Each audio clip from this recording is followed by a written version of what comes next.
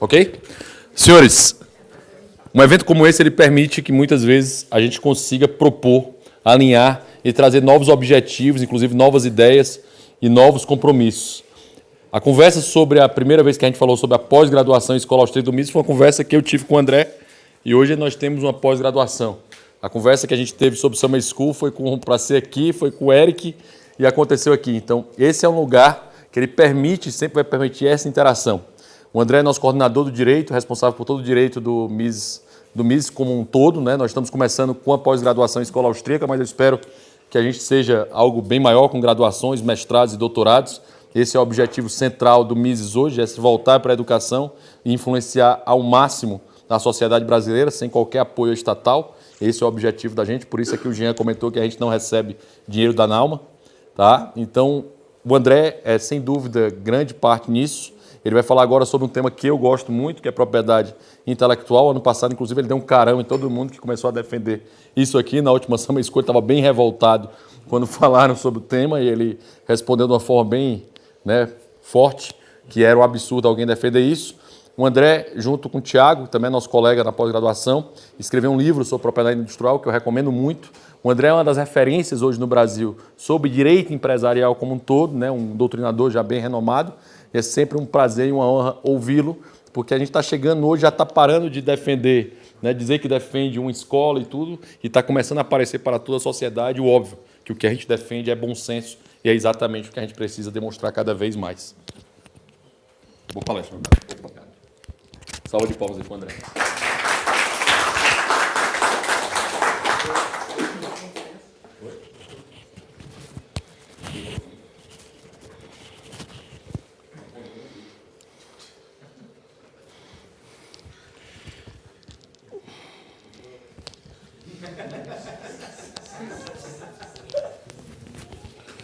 Pessoal, boa tarde. Bem, vamos lá. Falar mal de antitruste e regulação é empurrar bebo em ladeira numa plateia de liberais, não é? Agora, falar mal de PI, aí o buraco fica mais embaixo. Por incrível que pareça, principalmente numa plateia de liberais. Porque em matéria de PI há um movimento estranho. Geralmente, os não liberais é que hoje são defensores da PI. Por quê? Porque eles acham que é propriedade e eles são contra a propriedade. Geralmente, os liberais são a favor de PI. Por quê? Porque eles acham que é propriedade e eles são a favor de propriedade. Né? Acontece que há muita névoa nesse debate, há uma zona bem complicada, há muita ausência de dados de um lado, e que fala-se muitos números sem ter dados nenhum. O outro lado está cheio de dados e ninguém nunca fala. Há uma confusão de conceitos, chama-se algo de propriedade que está longe, nunca foi propriedade, não é, nunca vai ser. E é isso que eu vou tentar falar aqui para vocês agora. O que é que eu vou fazer? Nós vamos focar basicamente em dois tipos de PI mais conhecidos, direitos autorais e patentes. Eu não vou entrar em outras áreas de PI, como marcas, porque é um ponto mais sensível, exigiria um aprofundamento muito maior, mas eu estou totalmente aberto a responder sobre isso na parte de perguntas ou durante o resto do dia aí para vocês. Quem foi aluno lá da pós viu que a gente desenvolveu mais sobre isso, acho que ficou bem claro a questão das marcas. Então eu vou focar aqui em direitos autorais e patentes. O que é que eu vou fazer? Primeiro eu vou explicar como surgiu todo o debate sobre direitos autorais e sobre patentes.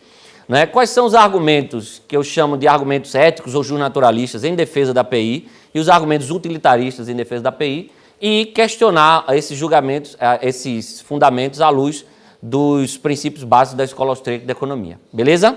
Então vamos lá. Tudo começa com a definição do que é propriedade intelectual. Propriedade intelectual é propriedade sobre bens imateriais, bens incorpóreos. Ao contrário da propriedade que existe sobre bens materiais, sobre coisas corpóreas. Ou seja, todo tipo de criação ou invenção do gênio humano. Uma melodia, por exemplo, uma nova tecnologia, uma obra de arte, um filme, um produto novo, uma técnica nova de produzir algo, até o desenho de um produto. Tudo isso se encaixa hoje num conceito, num genérico de propriedade intelectual. Nós temos basicamente, quando a gente fala em PI, propriedade intelectual, a gente tem basicamente duas espécies, né, de propriedade intelectual. De um lado, os direitos autorais, que no Brasil são regulados pela Lei 9.610, 98, e de outro lado, o direito industrial ou direito de propriedade industrial. Nessa aqui vai ser mais difícil eu ficar parado aqui, viu? E eu coloquei aqui porque eu tenho muitos dados e eu vou ter, vez ou outra, dar uma colada aqui, para não esquecer de nada. Do lado do direito industrial ou direito de propriedade industrial, nós temos a Lei 9279. É sobre isso que eu tenho um livro com o meu amigo Tiago Guterres, é um livro de comentários à LPI, né, e que a gente aproveita para falar também um pouco dos argumentos contrários à propriedade intelectual. Basicamente, esses direitos industriais são as patentes de invenção e de modelo de utilidade, as marcas, os desenhos industriais, as indicações geográficas e as regras de repressão à concorrência desleal. Aqui é um exemplo, numa única imagem, dos vários tipos de propriedade intelectual que eu já falei até agora. Nós temos aqui a marca, né? A marca Coca-Cola, que é uma marca até de um tipo diferente, que é o que a gente chama de marca mista, que ela protege não apenas o nome, mas a forma, até a fonte e tal. Nós temos o desenho industrial, que é a forma da lata.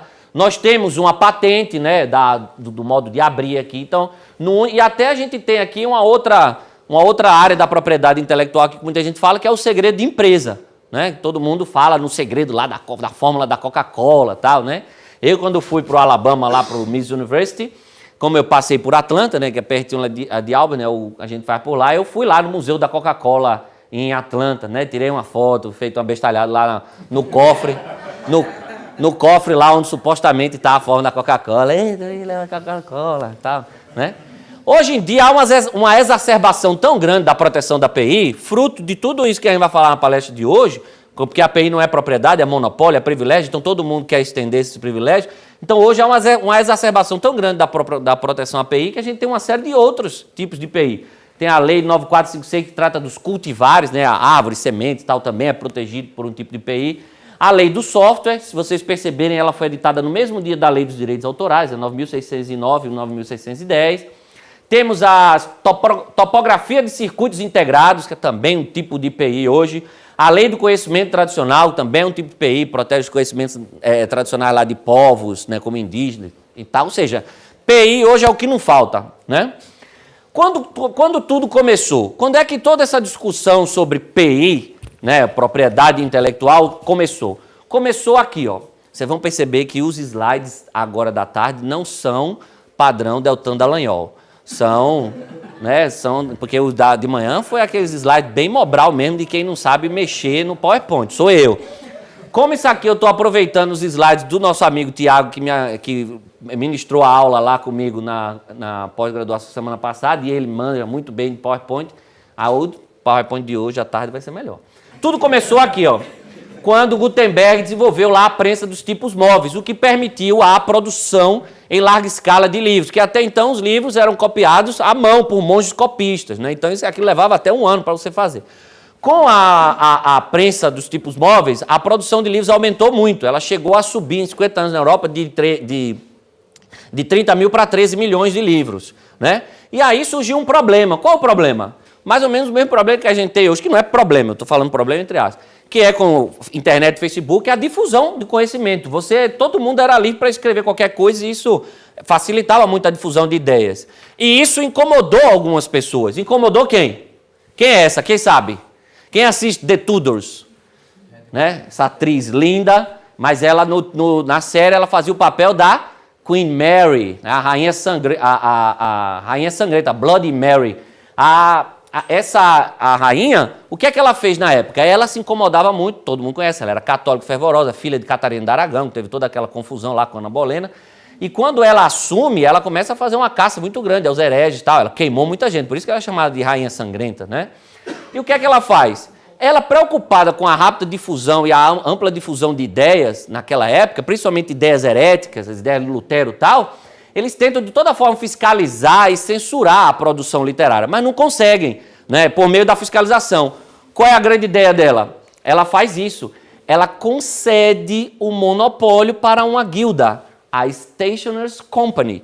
Era uma guilda formada por 21 editores e eles passam a ter o monopólio da produção de livros. Ou seja, você é um defensor da PI, Você acha que direitos autorais surgiram em defesa da livre expressão dos autores? Não, foi um instrumento de censura. Parabéns, primeira informação que você está sabendo hoje. Né? Nas origens você defendeu a censura. Então foi assim que surgiu o debate. Surgiu como instrumento de censura pela rainha Maria, perdão. Durou um tempo isso aí, mas depois de um certo tempo, o parlamento começou a ser muito restritivo na concessão de monopólios, né? E começou a surgir um certo debate e não quiseram renovar o monopólio da Royal Charter para a Stationers Company. O que é que aconteceu? Veio o famoso Estatuto da Rainha Ana, né? Famoso a lei para o encorajamento do aprendizado. Olha que beleza. Sabe o que era essa lei? Era uma lei que dava um eufemismozinho naquele monopólio que tinha sido dado àquela guilda. Ela dava um privilégio para os editores de 14 anos renováveis, né? Já resolveu um pouco, por fruto de muito lobby. Resultado, depois de um certo tempo, quando começou a surgir uma série de controvérsias, porque durava só 14 anos, caía em domínio público, e aí as obras podiam ser copiadas, começaram a haver algumas ações na justiça, alegando o seguinte, que na verdade não tinha que recorrer a um direito estatutário, porque a propriedade literária era um direito natural, que vinha da própria common law. E aí, há o uso de quem? Ninguém mais, ninguém menos de John Locke, o teórico talvez mais influente da época. Toda a ideia, então, de propriedade intelectual começa a desenvolver como uma ideia de direito de propriedade mesmo, um direito natural, né? E surge, portanto, o argumento de um naturalista ou ético em defesa da API. Aquela ideia de quê? Do homesteading de Locke. Ora, se eu tenho direito natural aos frutos do meu trabalho, eu tenho direito também a todas as minhas criações, já que elas decorrem da minha mente, da minha contribuição.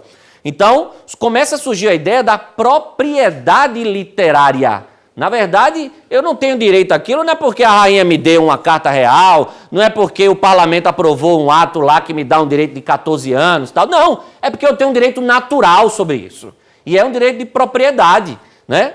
Opa, aí a questão foi para os tribunais. Então, houve um intenso debate, pessoal, no século XVIII sobre isso, né? Que debate? Perdão, acho que eu errei aqui. É século XVIII mesmo, né? Não, é século XVIII, é isso mesmo. Porque sempre confundo esse negócio. Você olha o 1,7, é século XVII, aí, não é 17, eu sei que é um a mais ou um a menos, aí é um a mais. Aí... O cara fica numa dúvida danada, né, meu irmão? Mas então, esse debate foi muito profícuo, gente. Foi uma época em que os tribunais, a sociedade, a academia, os intelectuais discutiram muito essa coisa. Espera aí, é propriedade mesmo ou não é? Porque se fosse propriedade, implicaria o quê? Um direito perpétuo. E que não dependeria de nenhuma concessão da coroa ou do parlamento, né?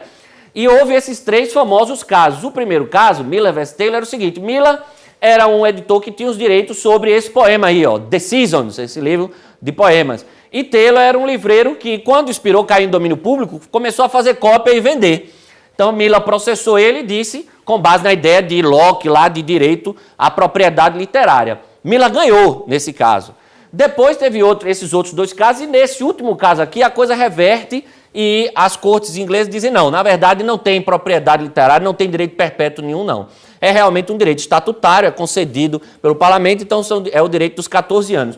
O que é que sobra desse debate aqui? É um debate muito profícuo, muito interessante, mas o que é que sobrou dele? Sobrou que os argumentos eram muito fracos, eram argumentos muito mais de achismo, jogava uma coisa aqui, não houve nenhuma defesa consistente, teórica, cientificamente, de nenhum ponto, né? Então você vê, ó, por exemplo, Lord Mansfield aqui naquele primeiro caso, a base desse direito está na justiça. É justo que um autor possa colher os lucros resultantes de sua perspicácia, de seu labor.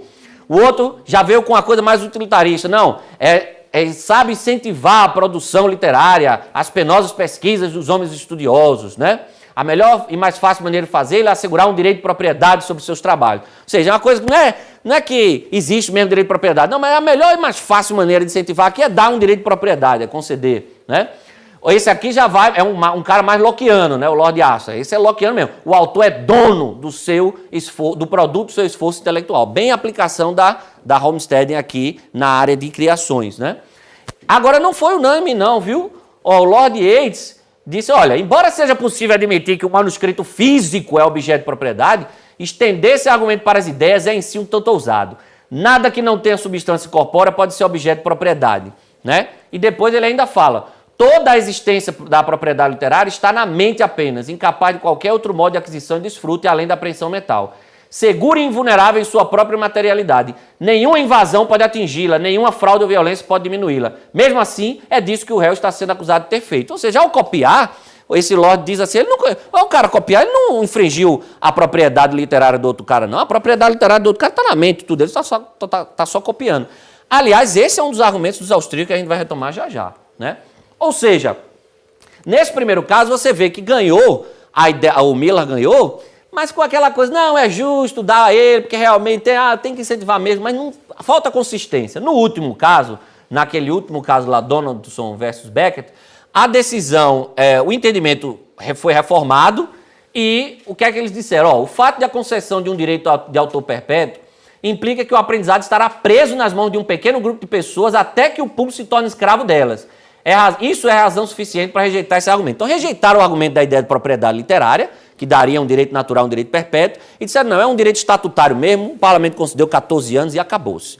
Ou seja, a partir daí se formou o debate da propriedade literária. O que é que sobra desse debate? Como eu disse, nenhuma resposta teórica, científica, satisfatória foi dada. É um debate, digamos, é um debate intenso, tudo, mas falta substância nos argumentos, você percebe isso. E outra, simplesmente só legitimaram o direito de natureza estatutária, não reconheceram o direito natural, a existência de um direito de propriedade mesmo. Diferente aconteceu com as patentes. As patentes nunca na história foram defendidas como um direito perpétuo, como um direito de propriedade. As patentes sempre foram vistas como um privilégio concedido pelo Estado. Aliás, aí é a segunda informação que eu vou dar tristemente a vocês, né? Aliás, no início, patente não tinha nada a ver com invenção, viu? As patentes eram concedidas pelos mais variados motivos, muitas vezes para extrair renda. Né? A coroa dava uma patente para fulano, não é porque fulano inventou nada, não, tinha nada a ver com ter inventado. Dava para dar a ele só, às vezes para praticar protecionismo, às vezes para ganhar dinheiro mesmo, por meio de recebimentos decorrentes da exploração daquela patente. Patente sempre foi isso. Só que o que é que acontece? Em 1624 é quando é aprovado o famoso Estatuto dos Monopólios, que limitou muito o poder da coroa de conceder esses monopólios patentários. Porque já havia, uma época, uma forte restrição a isso, principalmente na colônia e tal, nas colônias. Então havia uma resistência muito grande a esses monopólios concedidos pelo Estado. Com a edição do Estatuto dos Monopólios, porém, as patentes para novas invenções são mantidas, né? E aí o que é que acontece? São mantidas sempre com um prazo, né? Isso é o que acontece, por exemplo, Thomas Jefferson era lockeano, mas ele nunca aceitou a ideia de que patente era direito de propriedade, que daria um direito perpétuo. A Constituição americana sempre disse, o Congresso deve ter o poder de promover o progresso das ciências das artes úteis, assegurando por tempo limitado a autores e inventores um direito exclusivo aos seus respectivos escritos ou descobertas. Mas, olha, privilégio limitado no tempo. Rejeitaram a ideia. E aí, durante muito tempo, patentes foram isso, portanto. Né? Eram restritas a novas invenções, acabou com aquela ideia de dar patente para tudo que não tinha a ver com invenção, mas sempre foram vistas como um privilégio concedido pelo Estado, como um monopólio concedido pelo Estado, e mais, um monopólio temporário, sempre. Desde a origem, a patente foi isso. Foi isso, né? No século XIX vai haver um intenso debate sobre patentes. E esse texto é um texto muito interessante sobre esse debate, né, do Fritz Maslowitz. Né, o que é que acontece no século XIX? Começa a haver um forte movimento para reformar o Estatuto dos Monopólios e muita gente defendia o fim, a abolição das patentes. Quem defendia? Os defensores do livre comércio. As câmaras de comércio, os grandes inventores, os grandes industriais, os grandes empresários, os grandes empreendedores, as grandes entidades de defesa da liberdade, foram os grandes debatedores do lado da abolição das patentes nesse período. Perderam. Em alguns lugares até ganharam. Na Holanda, na Suíça, houve quase que a abolição total. Mas na Inglaterra, em outros lugares, perderam esse debate. Mas foi um debate muito intenso. O que sobra disso aqui, pessoal, é o seguinte. Mesmo em países como Estados Unidos e Inglaterra, nunca se entendeu patente como propriedade, ou como algo que era considerado uma propriedade daquele que inventa e, portanto, daria a ele um direito perpétuo, um direito natural. Não, sempre foi vista como ela é, um monopólio, um privilégio concedido pelo Estado e mais, temporário. Nesse debate a favor das patentes, houve uma série de argumentos, e também eram argumentos muito desencontrados. Às vezes, de um lado, argumentos éticos, outros argumentos utilitaristas. Olha aqui, ó, o John Stuart Mill, ó, defendendo patente. Que ele, o inventor, deve ser recompensado e remunerado? Não será negado. Seria uma grande imoralidade da lei deixar todo mundo livre para usar o trabalho de uma pessoa sem seu consentimento e sem dar-lhe o equivalente, né? A Declaração dos Direitos do Homem e do Cidadão, de 1948, aí um pouco depois já, mas assegura o direito à proteção dos interesses morais e materiais resultantes de trabalhos científicos, literários ou artísticos pelo seu autor, né? Nós temos a famosa Ayn Rand, que era uma ferrenha defensora da propriedade intelectual, como vocês sabem, né? Patentes são o coração e o núcleo dos direitos de propriedade. O governo não concede uma patente aos direitos autorais no sentido de um presente, privilégio ou favor. O governo só protege, ou seja, o governo certifica a origem de uma ideia e protege o direito exclusivo do dono. Faltou em Rand estudar um pouco de história do debate das patentes, porque isso nunca foi. Isso ela tirou da cabeça dela. Sempre foi um privilégio, sempre foi um presente dado pelo governo temporário, né? Há até teses que dizem que a concessão, o reconhecimento da patente como direito, um direito exclusivo aí, é uma forma de corrigir falhas de mercado. Por quê? Haveria uma dispersão do conhecimento que não geraria um retorno para o inventor. Então, isso seria uma falha, uma espécie de falha de mercado que precisaria ser corrigida por regulação estatal. Essa é a ideia, por exemplo, de Denis Borges Barbosa, que é um dos maiores, ou talvez o maior autor de propriedade intelectual no Brasil. Morreu recentemente, mas é um dos maiores autores de propriedade intelectual, se não o maior autor de propriedade intelectual no Brasil, né? Então, vejam, a nossa Constituição também assegura proteção aos autores de inventos industriais, também o quê? Privilégio. Veja que a nossa Constituição mesmo, ela não fala em propriedade, ela fala em privilégio temporário. Então, você veja que também é um debate muito nebuloso sobre patentes. Enfim, esse é o panorama das patentes e dos direitos autorais historicamente. Um surgiu como instrumento de censura, né, e foi depois rejeitado como ideia de propriedade. A outra nunca foi considerada propriedade, sempre foi vista como privilégio, era concedida de forma arbitrária e total, depois houve um certo controle só para novas invenções e tal. E assim foi. O que é que a escola austríaca diz em relação a isso? Primeiro, em relação ao fundamento ético, né? Falta de base histórica, total, como a gente viu. Não há base histórica que sustente nem direitos autorais, nem patentes como direito de propriedade do seu inventor, do seu autor, né? Sempre foi algo concedido mesmo pelo Estado, ou privilégios concedidos pela coroa, ou depois leis baixadas pelo parlamento. Mas sempre uma concessão estatal. Não é como vida, propriedade e liberdade, que historicamente, o Rodrigo estava falando aqui, historicamente foram reconhecidos como direitos naturais do homem. Nunca houve essa percepção, né, doutrinária, consensual de que patentes ou direitos autorais são direitos de propriedade. Nunca. Não há evidência histórica nenhuma nos debates sobre isso, quanto a essa questão. Segundo, a temporariedade. Vem cá, se é um direito natural, se é propriedade, se há um fundamento ético por trás, por que tem tempo? Por que tem prazo? E outra, qual é o prazo? No Brasil são 20 anos patente de invenção, 15 anos modelo de utilidade. Por quê? Por que não são 30? Por que não são 18? Por que não são 6 meses? Por que não são 30 dias? Né? Por quê? Quem define isso? Cadê o estudo que diz que tem que ser tal? E você pode ver que todas as discussões sobre aumento de prazo de patente é fruto de lobby. Pegue a história, querem entender um pouco mais sobre isso? Estudem a história do aumento do prazo de direitos autorais nos Estados Unidos por causa do Walt Disney. Sempre que a patente da porcaria do Mickey Mouse ia expirar, fazia-se um lobby e aumentava o prazo da patente. Sempre. Pode ver. Tem até um gráfico aqui, eu não vou ficar procurando, está muito longe, que mostra isso, como foi evoluindo. Sempre o lobby é na hora de... Ou seja, não tem critério nenhum para definir esses prazos. É arbitrário, é uma total arbitrariedade. Né? Se fosse direito de propriedade, devia ser eterno, perpétuo. Mas e se você ser dono da sua casa só por 10 anos? Né? Ia terminar, ia estar a menina do MST aqui na sua porta, lá com enxada, para dar uma pisa e tomar a sua casa. Né? Outra coisa, a arbitrariedade na concessão desses direitos de propriedade intelectual. Não sei se vocês sabem, gente, mas se você é um ferrenho defensor da API, saiba, você defende tipo 1%, sabia? Porque 99% das coisas que se criam não são protegidas por nenhuma lei de API.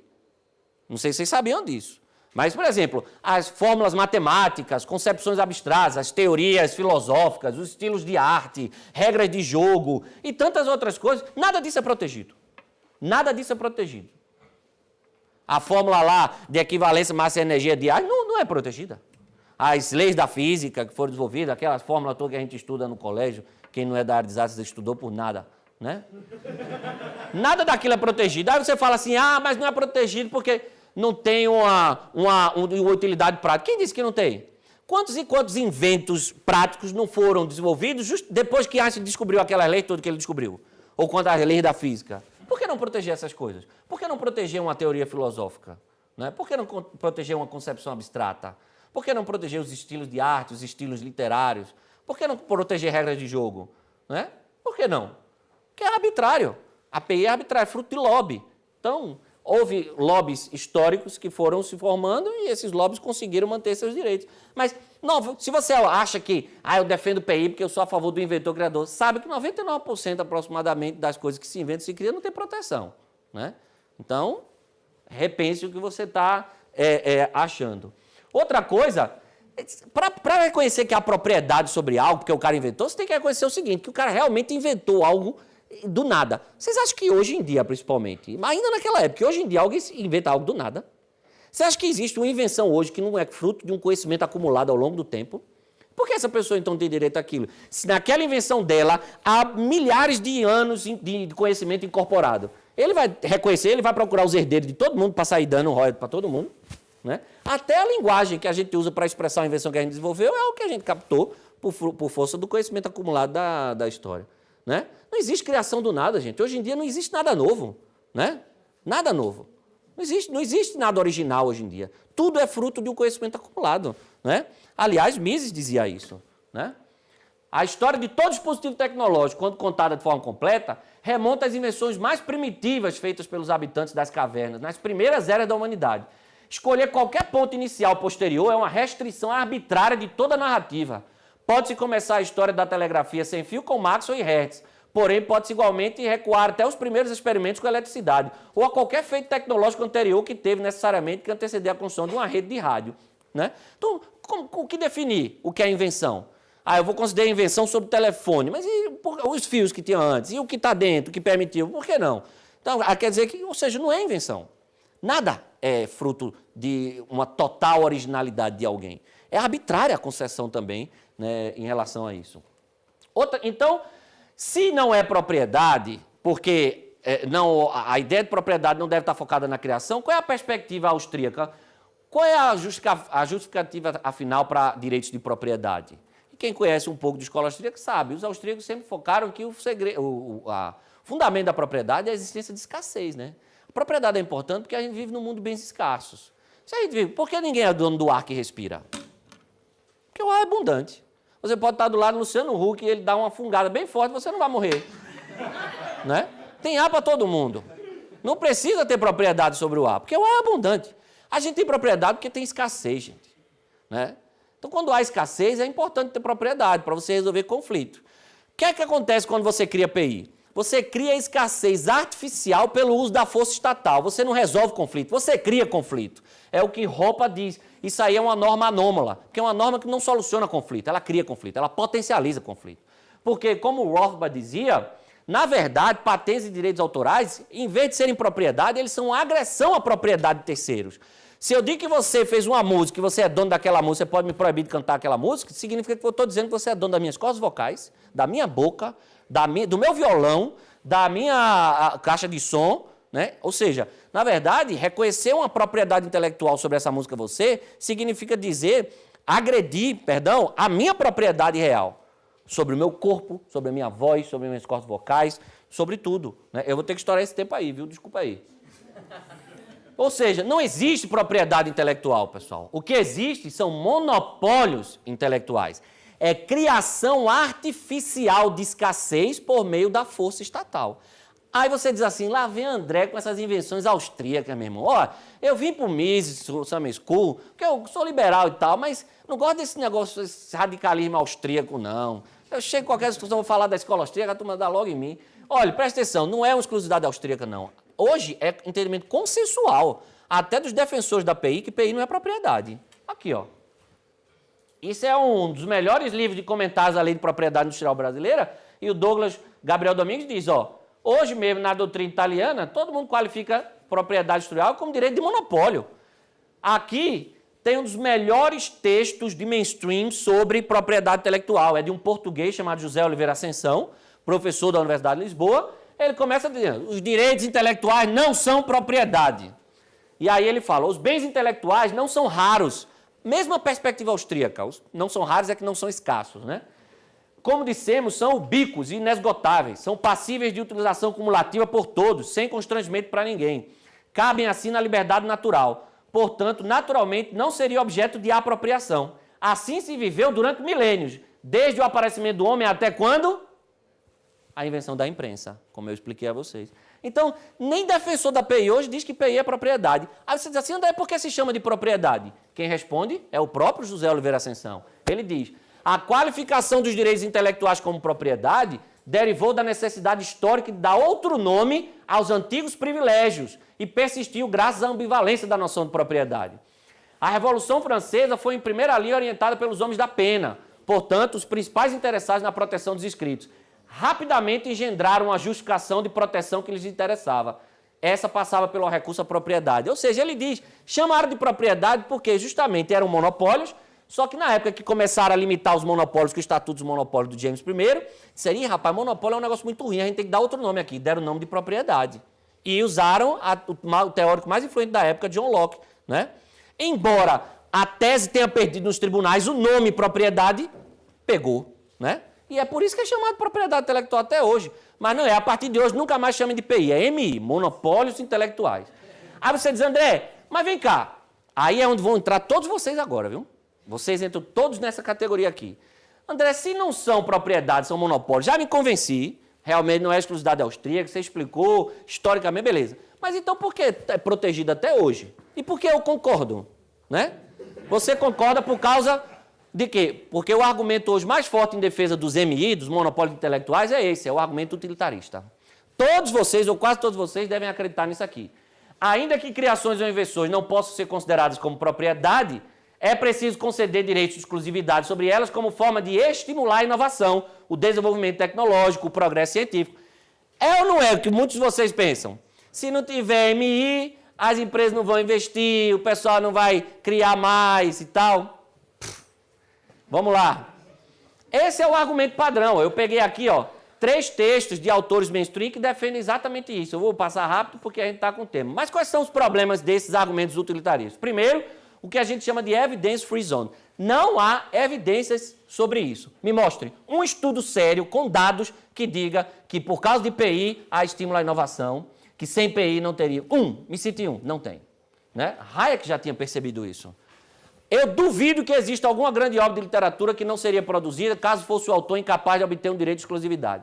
Do mesmo modo, reexames recorrentes do problema da facilidade de reprodução não demonstraram que a obtenção de patentes, de fato, aumenta o fluxo de novos conhecimentos técnicos. Pessoal, há outro problema aqui. Toda a nossa perspectiva sobre PI é ocidental. Vocês esquecem, por exemplo, que a China é o berço da maioria das invenções de todos os tempos. E tinha PI lá, era? Na época, tudinho, naquela China imperial que descobriram aquele negócio, tudinho que eles descobriram. Não tinha nada. Como é que você explica isso? Explique, Bruno Gachaga. Você que é um grande estudioso da China imperial. Mentira, nunca nem... Olha, pessoal, não há... É uma zona livre de evidências. Não há. Os argumentos são, assim, retóricos, né? A nossa perspectiva é toda ocidental. A gente esquece, por exemplo, da China, a gente esquece de uma série de mercados que não têm propriedade intelectual e são muito inovadores. Eu cito já alguns. Outra coisa é esse mito do desenvolvimento tecnológico. Os estudos que existem dizem exatamente o contrário. Eu cito para vocês alguns. 2 estudos aqui que mostram que fizeram estudos empíricos e mostraram. Esse aqui, publicado no Journal of Economic Perspective, em 2013, recentemente. Olha o que ela diz. No geral, o peso da evidência histórica existente sugere que políticas de defesa das patentes, que garantem fortemente direitos de propriedade intelectual às primeiras gerações de inventores, podem desencorajar a inovação. Ao contrário, políticas que encorajam a difusão de ideias e modificam leis de patentes para facilitar a entrada e estimular a concorrência podem ser um efetivo mecanismo de incentivo à inovação. O outro excelente livro do Butler Sheff, lá do Instituto Mises, do Alabama, né, uma crítica libertária à propriedade intelectual, ele diz: patentes e direitos autorais inibem o processo criativo, desencorajando a troca de informações relativas a uma determinada linha de pesquisa ou exploração.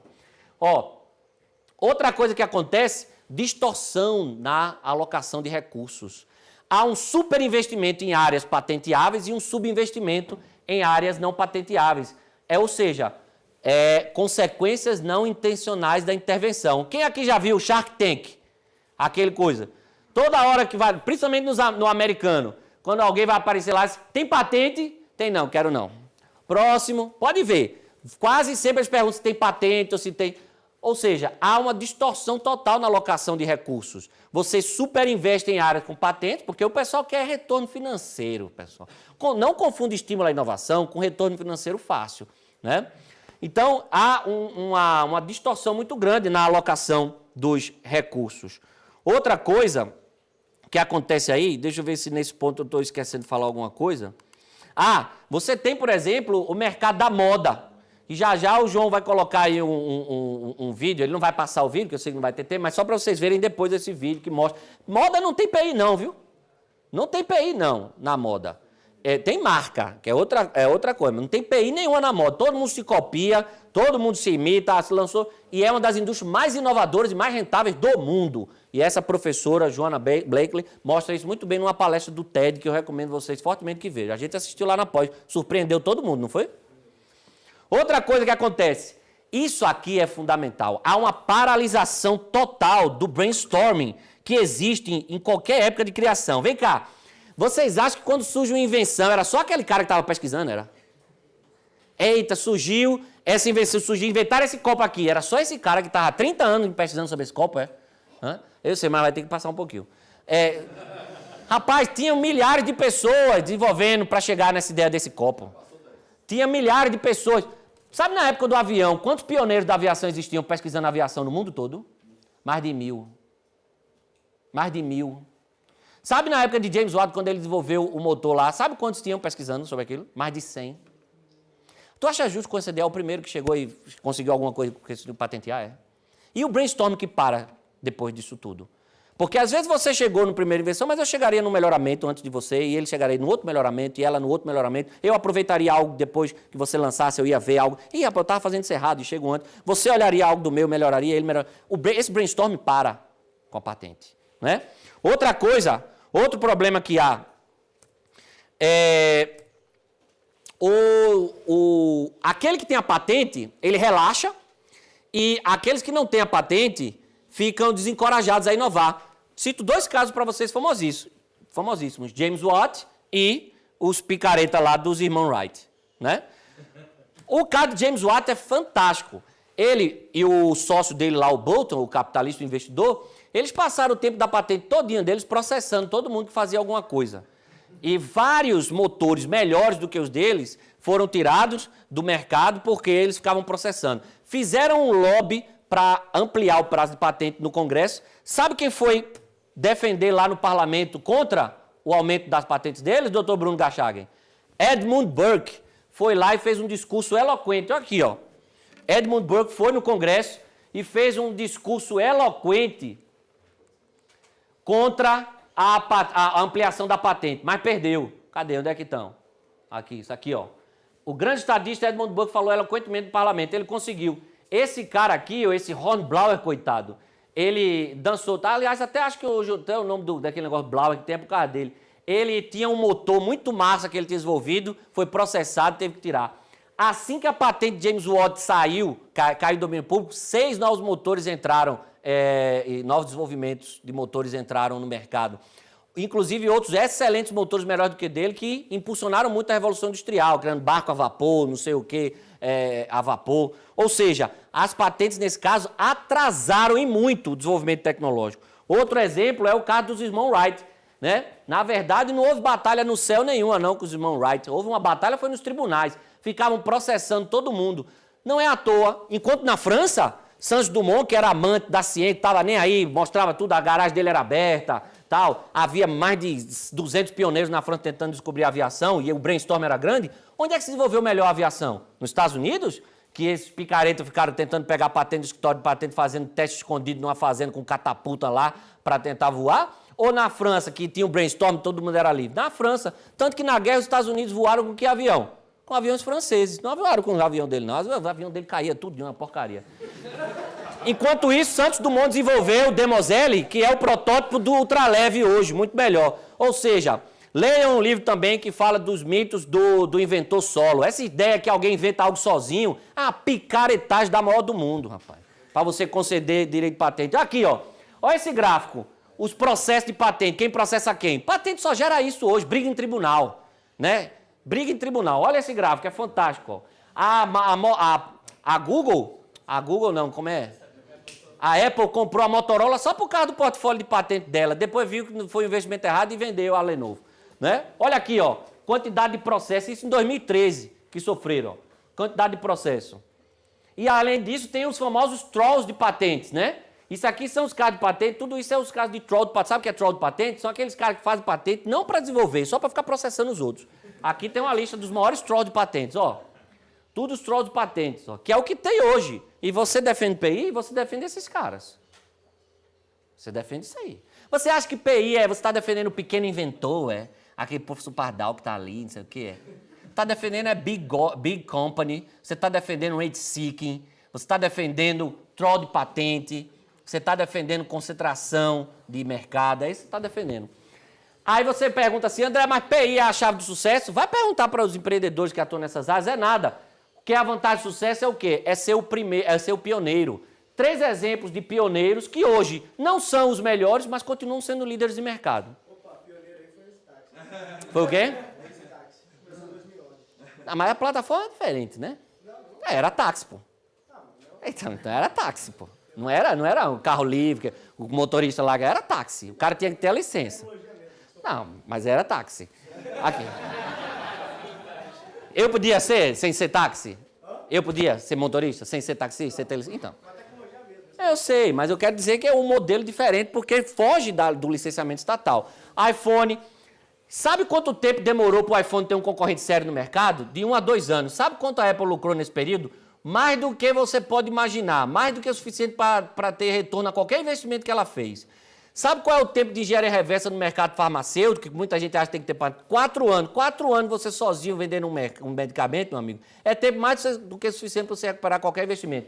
Então, empreendedor, quando inova, quando faz pesquisa, gasta dinheiro para pesquisar, desenvolver produto, é para ser o primeiro, não é para ter patente não. Né? Olha aqui, ó. Aí você, André, existem mercados, exemplos de mercados sem enforcement de IPI, que são inovadores e onde os agentes se sentem estimulados a inovar? É o que mais tem, meu amigo.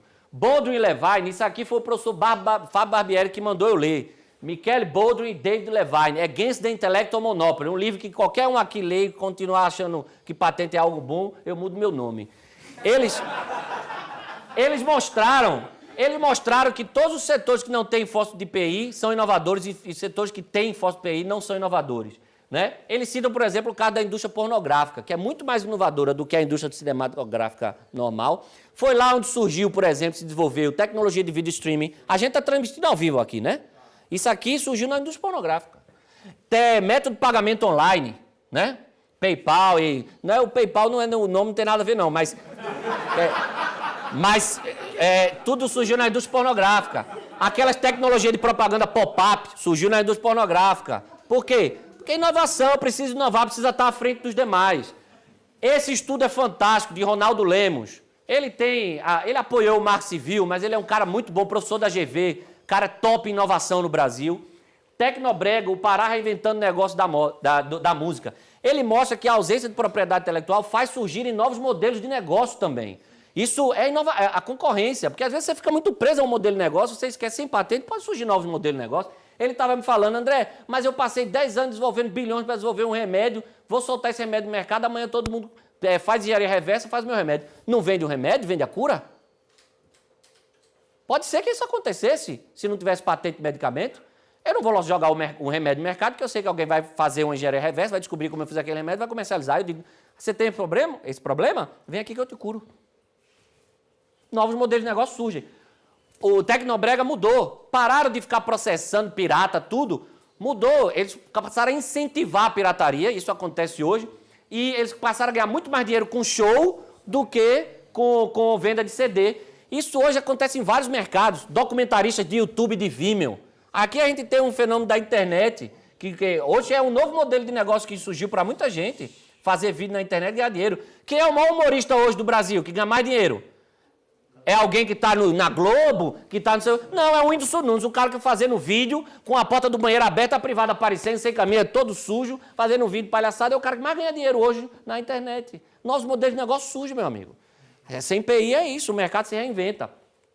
Outro exemplo é esse estudo aqui, ó, desses dois economistas americanos. Eles fizeram uma análise do mercado de música, vídeo, jogo e livro na internet depois do negócio de compartilhamento de dados. E mostraram que houve um aumento na inovação, aumento na produção, aumento de ganho de todos os atores desse mercado. E outra coisa, nem os grandes empreendedores hoje estão mais achando que PI vale a pena, que PI é a chave de sucesso. Já ouviram falar nas tecnologias open source, né? Esse cara, essa 3D Robotics aí, é uma empresa que tudo dela é aberto, ela criou um fórum com usuários, com nerds, tudo, e fica usando os próprios desenvolvimentos deles para criar novos modelos, para melhorar os produtos, tudo aberto. Vocês conhecem Elon Musk, o que ele disse, né?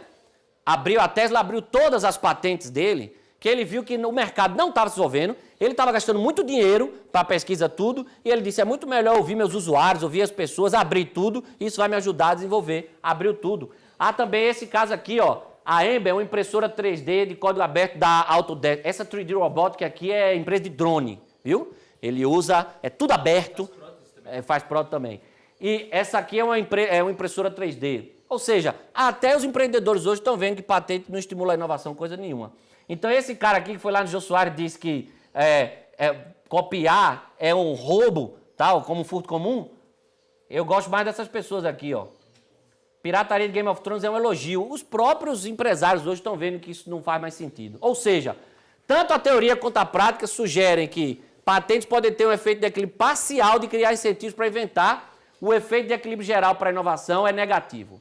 As evidências históricas e internacionais mostram que, enquanto sistemas fracos de IPI aumentam ligeiramente a inovação com efeitos colaterais limitados, sistemas fortes de patentes retardam a inovação com muitos efeitos colaterais negativos. Isso é Baldwin e Levine. Resultado, você defende PI, beleza, você é um defensor de monopólios, ficou sabendo hoje. Você acha que PI incentiva a inovação? Compadre Washington tem um recado para você. Obrigado, pessoal, desculpa aí o tempo.